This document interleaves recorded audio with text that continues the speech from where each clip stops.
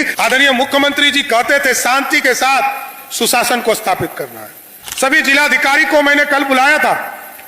19 मई से इस अभियान की शुरुआत करेंगे साथियों, और आपके पंचायत में जाकर ये 3 चीजों की दिक्कत आम लोगों की होती थी, ब्लॉक, अंचल और थाना, इन तमाम समस्या को समाप्त करने का काम हमारी सरकार करेगी साथियों।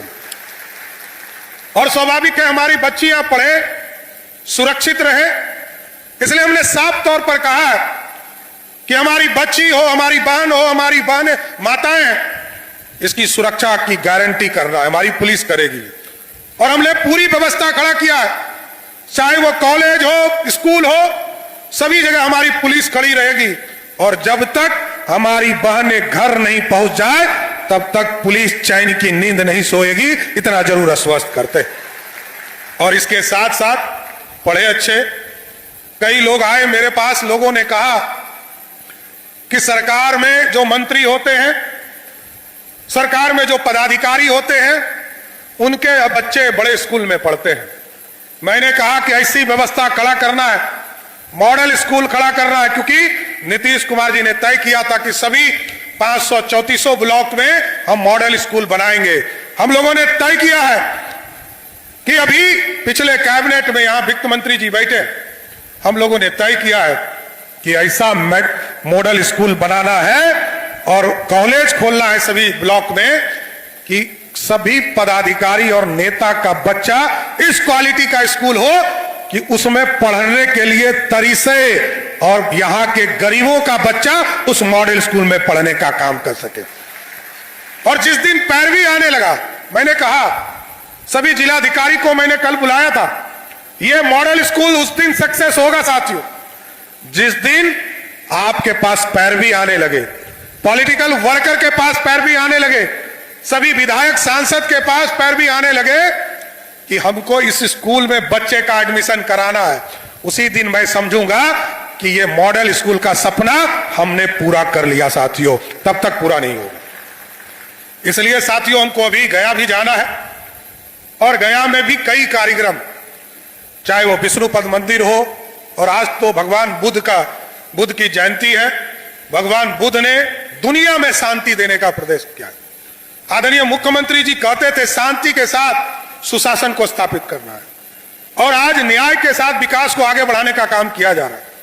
लेकिन हम जरूर आश्वस्त करते हैं इस बाबा महतो कमेटी के तमाम जो न्यास के समिति के सदस्य हैं, नीतीश कुमार जी ने राजकीय दर्जा दिया, यहां पे प्रेक्षा भवन किया, बनाने का काम किया। मैंने अभी कहा है यहां पर जमीन अधिग्रहण का भी काम बिहार की सरकार करेगा, जिसे मेला लगाने में कभी दिक्कत नहीं हो। और इसके साथ साथ एक ऐसा सड़क जो सीधे मेन रोड से इस स्थान तक आने का काम कर सके, ऐसी भी व्यवस्था बिहार सरकार करने जा रही है। 2 चीजों के लिए और इन लोगों ने मांग किया कि बगल में ITI है और यहां पर एक स्वास्थ्य केंद्र एडिशनल PSC है, इन दोनों का भी नाम श्री 108 शरण निवास बाबा महतो साहब के नाम पर करने का काम बिहार की सरकार करेगी साथियों। इसलिए मैं फिर से आप लोगों को बधाई देता हूं, शुभकामना देता हूं कि आज बाबा के जीवन में बाबा ने जो उद्देश्य दिए, बाबा ने जो आपको इस पूरे इलाके को समृद्धि का रास्ता दिया, भाईचारा का रास्ता दिया है, उसको अपने जीवन में उतारने का काम कीजिए। और हम लोगों ने तय किया है बिहार के नौजवानों के लिए, नीतीश कुमार जी ने घोषणा किया है कि 2025 से लेकर 2030 तक 1 करोड़ लोगों को सरकारी नौकरी और रोजगार देना है, उस सपने को भी साकार करना है सर। और अब तो सड़क बन गया, बिजली पहुंच चुकी है आपके गांव में, हम बिजली के उत्पादन को बढ़ाने का काम कर रहे हैं, और अब इन्वेस्टमेंट को आगे बढ़ाएंगे, और इन्वेस्टमेंट बढ़ाकर बिहार को समृद्ध बनाना है साथियों। इसलिए 20 नवंबर को हम लोगों ने टारगेट किया है कि 5 लाख करोड़ का इन्वेस्टमेंट इस बिहार की धरती पर उतारने का काम बिहार की सरकार करने जा रही है साथ। इसलिए आज मैं फिर से इस राजकीय जो मेला है, इसके लिए मैं पूरी कमेटी हमसे आकर मिली थी, मैं इनको भी धन्यवाद देता हूं, यहाँ के माननीय सांसद जी को, सभी विधायक को, और यहां के आम लोगों को भी मैं शुभकामना देता हूं, बधाई देता हूं कि बाबा साहब के सपनों को साकार करना है और बाबा महतो को इसी तरह अपने जीवन में उतारने का काम करना है। उतारिएगा ना, भाईचारा बनाए रखिएगा ना। तो एक बार जोर से बोलिए, बाबा महतो अमर रहे, बाबा महतो अमर रहे। आप तमाम साथियों को मैं फिर से कोटि कोटि धन्यवाद देते हुए, सभी जिलों के जो सुरक्षा व्यवस्था देखते हैं, एसपी, डीएम, सबको इस बैठक में शामिल किया गया था और सबसे ज्यादा जो फोकस किया गया है वो इस बात पे कि कानून व्यवस्था से भैया कोई खिलवाड़ नहीं, कोई सुनवाई नहीं। हर हाल में अपराधी को माला नहीं पहनाइए, माला चढ़ा दीजिए। समझ रहे हैं आप? अपराधी को माला चढ़ा दीजिए, ये आदेश हो चुका है। तो बिहार में अपराध करने वाले और शराब माफिया अपने आ जाए होश में, वरना अगर ये होश में लाएंगे तो महंगा पड़ेगा। लेकिन सवाल ये उठ रहा है कि बेगूसराय से एक जो घटना घटी है, बेगूसराय में पुलिस वाले गए थे शराब माफिया को पकड़ने। शराब माफिया ने गाड़ी से पुलिस वाले को, और ये कोई नई बात नहीं है, बेगूसराय की घटना है तो क्या बात है। बिहार के कई जगह में ये घटना घटी है कि पुलिस वाले जब खुद सुरक्षित नहीं है, आम लोगों को अब क्या सुरक्षा देंगे। ये बड़ा सवाल खड़ा हो रहा है।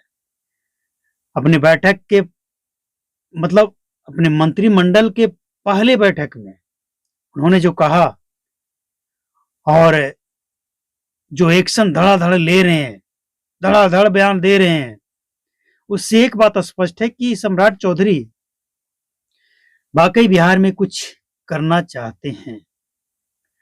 अब यहाँ पे प्रशासन और माफिया को सतर्क इसलिए होना जरूरी है कि पहले एफआईआर दर्ज कराने गए, दर्ज हो गया तो कोई कार्रवाई नहीं हुई, एफआईआर दर्ज ही नहीं हुआ।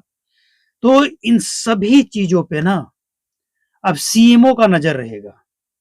मतलब ये कि अगर का आप कंप्लेन करते हैं तो अब वो पेंडिंग पड़ा नहीं रहेगा, उस पर काम होगा। और अगर ये सब ठीक ठाक रहा तो बिहार वाकई बदलेगा। तो जो शराब माफिया है वो अपना ठिकाना तलाश ले, क्योंकि अब जो एक्शन होने जा रहा है कोई बचाएगा नहीं, बचा ही नहीं पाएगा। क्योंकि इस बार का जो एक्शन है, इसमें सम्राट चौधरी का एकदम समझ लीजिए कि इज्जत दांव पे लगा है और वो अपना साख बचाने के लिए किसी भी अपराधी को बख्शने वाले नहीं हैं। राजस्व विभाग में सबसे ज्यादा भ्रष्टाचार, उसको लेकर भी उन्होंने बड़ा अपडेट दिया है। अब ये 19-20 से इनका एक प्रोग्राम जो शुरू होने वाला है बहुत ही जबरदस्त है। अगर इस वाकई सफल हो जाए, सफलता इसमें सरकार को मिल जाए तो बड़ी कामयाबी से आप कह सकते हैं। तो क्या बिहार में शराबबंदी पे अब सिर्फ एक्सपेरिमेंट होगा या समीक्षा भी होगा? अब ये सवाल खड़ा हो रहा है कि सम्राट चौधरी मुख्यमंत्री बनने के बाद अब एक बार फिर से एक्सपेरिमेंट करेंगे या एक्शन लेंगे।